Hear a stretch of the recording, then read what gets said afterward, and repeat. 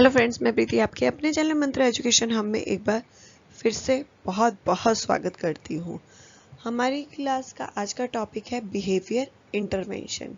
ये behaviour intervention जो हम बात करेंगे ऑटिज्म बच्चे, ADHD, इंटेलेक्चुअल या मल्टीपल डिसेबिलिटी वाले बच्चों के बारे में हम बात करेंगे कि बिहेवियर मॉडिफिकेशन या बिहेवियर इंटरवेंशन के अंदर जो हम टेक्निक्स का यूज़ करते हैं, किन टेक्निक्स का यूज़ करते हैं उसके बारे में हम लोग बात करेंगे। ये जो टॉपिक है फर्स्ट ईयर में भी आप लोगों को पढ़ना है और सेकंड ईयर वाले बच्चों को भी ये आपको पढ़ना है। साथ ही साथ प्रैक्टिकल करते वक्त ये आपके लिए बहुत ज़रूरी है।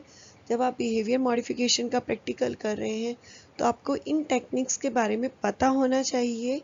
डिटेल में हर टेक्निक के बारे में हम धीरे धीरे जानेंगे, लेकिन अभी आज जो हम हर टेक्निक के थोड़ा थोड़ा कॉन्सेप्ट के बारे में जानेंगे कि वो टेक्निक क्या है। तो चलिए बिना वक्त ज़ाया किए हम आज की क्लास शुरू करते हैं। लेकिन आज की क्लास शुरू करने से पहले अगर आपको ये वीडियो पसंद आए देखिएगा ज़रूर लास्ट तक, और अगर पसंद आती है तो लाइक और शेयर करना बिल्कुल मत भूलिएगा। साथ ही साथ अगर आप चैनल पर नए हैं तो ऐसे इन्फॉर्मेशन के लिए, अपडेट के लिए जल्दी से चैनल को सब्सक्राइब और बेल आइकन को दबाना बिल्कुल मत भूलिएगा, जिससे इस चैनल पे आने वाली वीडियो की नोटिफिकेशन आपको जल्दी से मिले।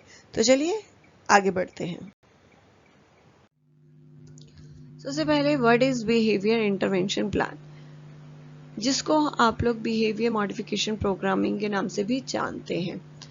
और ये जो जब आप एक बच्चे को जब क्लास में पढ़ा रहे होते हैं इंडिविजुअली या थेरेपी ले रहे होते हैं, तो उस दौरान पे बच्चे बहुत सारे बिहेवियर्स शो करते हैं।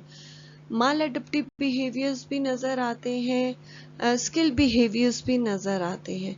तो जो भी बिहेवियर्स आपके नज़र आते हैं, स्किल बिहेवियर प्रॉब्लम्स जो नज़र आती हैं या माल एडप्टिव बिहेवियर प्रॉब्लम्स नज़र आती हैं, तो उनको मॉडिफिकेशन करना ज़रूरी है, उनमें इम्प्रूवमेंट लाना बहुत ज़रूरी है, क्योंकि उसी की वजह से एक एजुकेशन जो प्लान आप बनाते हैं वो सक्सेस नहीं हो पाता। उसकी सक्सेस होने के लिए, उसमें बच्चे की एजुकेशन की इम्प्रूवमेंट के लिए या आपकी आईपी एक बेटर प्लानिंग के लिए जो है बिहेवियर मॉडिफिकेशन बहुत ज़रूरी है।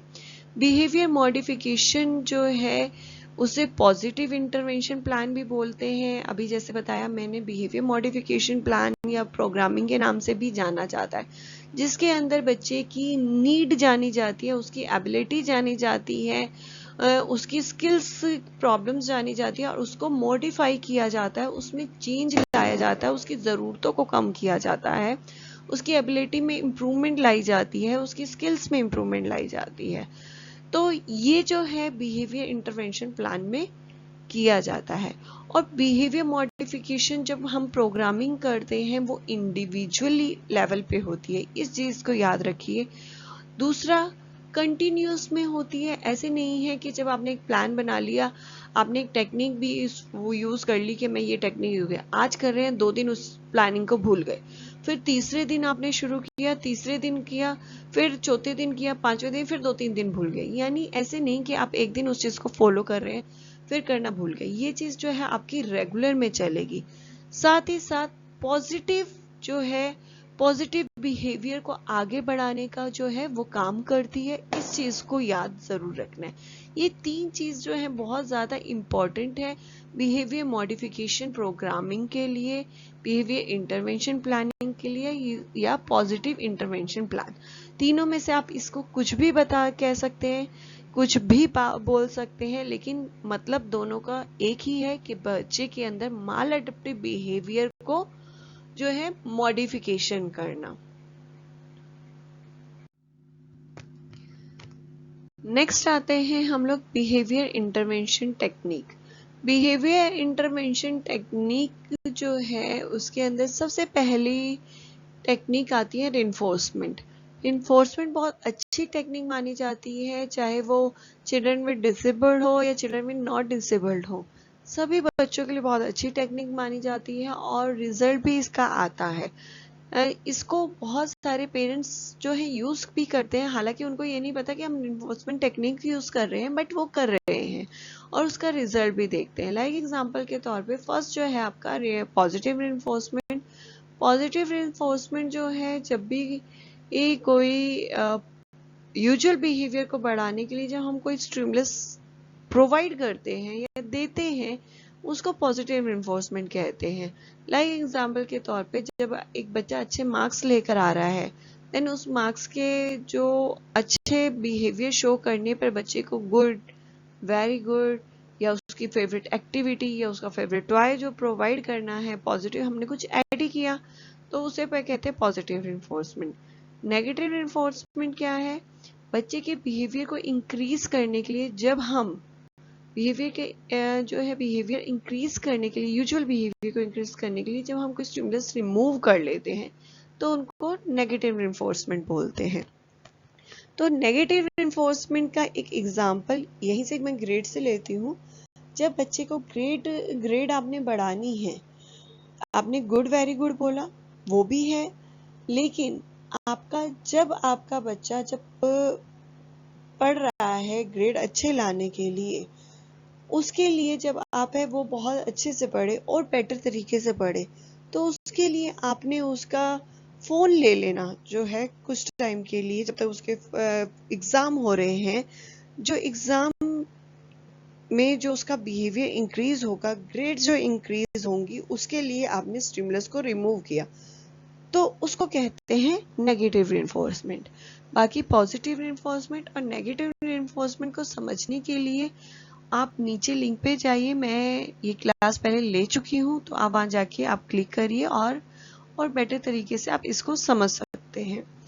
तो नेक्स्ट टेक्निक आती है टोकन इकोनॉमिक सिस्टम। इसके अंदर टोकन इकोनॉमिक सिस्टम जो है बच्चे के बिहेवियर को इंक्रीज करने और डिक्रीज करने दोनों में काम आता है, यानी यूजुअल बिहेवियर को बढ़ाने और अनयूजुअल बिहेवियर को कम करने के लिए। इसके अंदर क्या है, जब कोई बच्चा यूजुअल बिहेवियर शो करता है तो हम उसे एक टोकन देते हैं। उस टोकन के अकॉर्डिंग जो है, जैसे बच्चा कलेक्ट करता जाता है, कलेक्ट कर दिया तो उसके पास इतने टोकन होने के बाद उसको एक रिवॉर्ड दे दिया जाता है, तो इसको कहते हैं टोकन इकोनॉमिक। जैसे ही बच्चा उसमें कभी अनयूजुअल बिहेवियर शो करता है, तो उसमें से मैं कुछ टोकन ले भी लेती हूँ, वापस भी ले लेती हूँ, तो यानी उसको कलेक्ट करने हैं और कलेक्ट करने के बाद एक रिवॉर्ड दिया जाता है। तो ये जो इकोनॉमिक है, टोकन इकोनॉमिक सिस्टम है, ये भी बच्चे को बहुत हेल्प करता है। अगर वो इस सिस्टम को समझने लग जाता है कि रिवॉर्ड मुझे लेने हैं, कलेक्ट करने हैं, 10 रिवॉर्ड लेने पर मुझे ये मिलेगा, और जरूरी नहीं है 10 रिवॉर्ड अकॉर्डिंग टू चाइल्ड, ये चीज हम लोग करते हैं, बच्चे के लिए प्लान करते हैं। फिलहाल ये मैंने एग्जांपल लिया था कि 10 जो है अगर कलेक्ट करने पे मैं एक गैजेट में जो है बच्चे को दूंगी, या फिर बच्चे को गैजेट के अंदर गेम खेलने के लिए दूंगी, जो भी आप बच्चे का इंटरेस्ट का है वो रख सकते हैं, जिसके लिए बच्चा टोकन कलेक्ट करने के लिए उसके बिहेवियर में इम्प्रूवमेंट आएगी। तो ये बहुत ज़रूरी है। तो ये जो दो टेक्निक्स हैं बहुत इम्पॉर्टेंट है, हम रियल लाइफ में भी इसको यूज़ करते हैं और इसका रिजल्ट बहुत अच्छा आता है। अगर आप लोगों ने इनमें से कोई टेक्निक्स यूज़ की है अपने केस के ऊपर, तो उस पर किस तरीके का रिजल्ट आया, अच्छा आया, नहीं आया, तो आप इसके बारे में मुझे ज़रूर कमेंट सेक्शन में बताइएगा। नेक्स्ट टेक्निक आती है सेलेक्टिवली इग्नोर इनएप्रोप्रिएट बिहेवियर, यानी अगर कोई बच्चा इनएप्रोप्रिएट बिहेवियर कर रहा है उसको इग्नोर करना। बहुत यूजफुल टेक्निक है और बहुत अच्छा रिजल्ट आता है इसका भी, लेकिन ये हर जगह अप्लाई नहीं होती है। इग्नोर जो टेक्निक हम वहाँ अपनाते हैं जब एक बच्चे के अंदर अटेंशन सीकिंग प्रॉब्लम हो, ADHD बच्चा हो, तो उन बच्चों में हम लोग ये यूज़ करते हैं। लाइक एग्जांपल के तौर पे बहुत सारे बच्चे ऐसे ही हैं आप लोगों में से भी, जो पेरेंट्स का अटेंशन नहीं मिलता तो कुछ ना कुछ एक्टिविटी करते रहते हैं, उसी को अटेंशन सीकिंग प्रॉब्लम कहती है। उनको लगता है कि नहीं, पेरेंट्स का ध्यान हम पे जाना चाहिए, या पेरेंट्स का ध्यान जो है बड़े वाले ब्रदर पे जा रहा है या छोटे ब्रदर पे जा रहा है, मेरे पे नहीं जा रहा है। तो आप कुछ ना कुछ ऐसी एक्टिविटी करते हो कि पेरेंट्स का ध्यान मेरे पे तरफ चला जाए। तो ऐसी जगह पर जो है पेरेंट्स की ड्यूटी बनती है कि उस बिहेवियर को इग्नोर मारना। ठीक है, अगर इग्नोर नहीं मारेंगे, आपकी बात आपका जवाब देंगे, रिएक्ट करेंगे आपके बिहेवियर पे, तो आपको ये चीज़ एहसास होगा कि आप जो है पेरेंट्स इग्नोर मारते हैं तो मुझे ऐसे बिहेवियर शो करना है, तो आप बार बार पेरेंट्स की अटेंशन लेने के लिए ऐसे बिहेवियर, इनएप्रोप्रिएट बिहेवियर शो करेंगे। तो इसलिए ऐसी कंडीशन के अंदर जो है सबसे अच्छा रिजल्ट इग्नोर टेक्निक देती है कि आप उस बिहेवियर को, जो बच्चा अटेंशन सीकिंग बिहेवियर के लिए जो है इनअप्रोप्रिएट बिहेवियर कर रहा है, तो ऐसे बिहेवियर को हम लोग इग्नोर मारते हैं। नेक्स्ट आता है time out technique. Time out techniques जो होती है बिहेवियर मॉडिफिकेशन के लिए होती है, तो ऐसी टेक्निक जिसके अंदर बच्चे को कुछ टाइम के लिए जो है बच्चे को एक एक्टिविटी से थोड़े टाइम के लिए अलग कर देना, जो है इन्वायरमेंट से अलग कर देना, टाइम आउट कहलाता है। लेकिन एक चीज याद रखिए, इसमें भी एक कंडीशन है। आप ये टेक्निक तब अपनाएंगे जब बच्चा उस जो एक्टिविटी वो कर रहा है वो उसके इंटरेस्ट की हो, वो उसमें इन्वॉल्व होना चाहता हो, तभी ये टेक्निक अपना पाएंगे। जब अगर उस टाइम पे अगर उसके लिए वो एक्टिविटी इंटरेस्ट की नहीं है और उसने अनयूजुअल बिहेवियर कर दिया और आपने उस एक्टिविटी से उस अनयूजुअल बिहेवियर के लिए उसे थोड़ी देर के लिए रिमूव कर दिया, तो वो तो उसके इंटरेस्ट की एक्टिविटी है ही नहीं। तो इंटरेस्ट की एक्टिविटी है ही नहीं, तो वो उस चीज को करेगा क्यों, सुधारेगा क्यों? वो तो उस चीज को बार बार करेगा ताकि मुझे इस एक्टिविटी से बाहर निकाला जाए, उसका तो मन ही नहीं कर रहा था।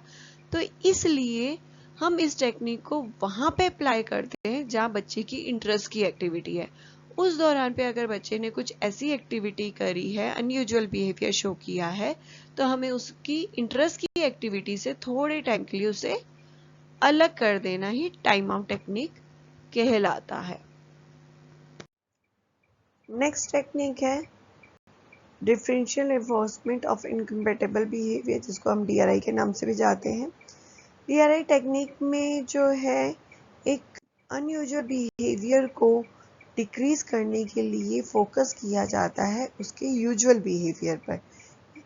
लाइक एग्जांपल के तौर पे अगर बच्चा क्लास के दौरान इधर उधर घूम रहा है, तो उसका फोकस टीचर का ये नहीं रहेगा कि उसका जो इधर उधर घूमना है उसे कम किया जाए। उसका फोकस ये रहेगा कि उस बच्चे को एक जगह पर बिठाया जाए। तो जब भी बच्चे को बैठेगा एक लंबे टाइम के लिए, जो भी आप टाइम देंगे जिस दौरान पढ़ा रहे हैं, तो जब वो एक जगह पे बैठते हैं तो उसको रिवॉर्ड किया जाता है। लेकिन अगर जो दूसरा बिहेवियर यानी अनयूजुअल बिहेवियर करता है इधर उधर घूमने का, तो उसको इग्नोर मारते हैं, उस पर किसी तरीके का रिएक्शन नहीं होता है।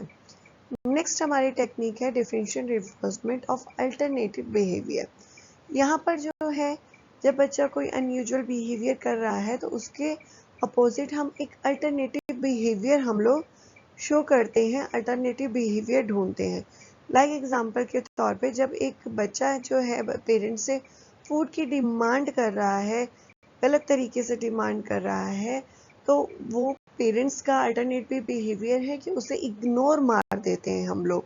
इग्नोर मारा, और जब बच्चे का यूजुअल बिहेवियर आता है, जब वो उसको रिक्वेस्ट करता है, पोलाइट तरीके से मांगता है, तो पेरेंट्स उसे टर्न करके उसकी रिक्वेस्ट को सुनते हैं और उसको पूरा करते हैं।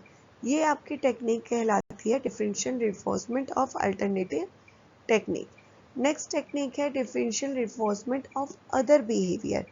इसके अंदर जो है, जिसको हम DRO के नाम से भी जानते हैं, एक बच्चे को अगर कोई अनयूजुअल बिहेवियर कर रहा है, तो उसे एक स्पेसिफिक टाइम दिया जाता है कि उस दौरान में उसका वो अनयूजुअल बिहेवियर शो नहीं होना चाहिए। उस बीच में वो कोई भी अदर बिहेवियर कर सकता है। तो उसमें टीचर का फोकस ये रहता है कि उस ड्यूरेशन के अंदर वो जो अनयूजुअल बिहेवियर है, जो टारगेट बिहेवियर है, वो बच्चा ना करे।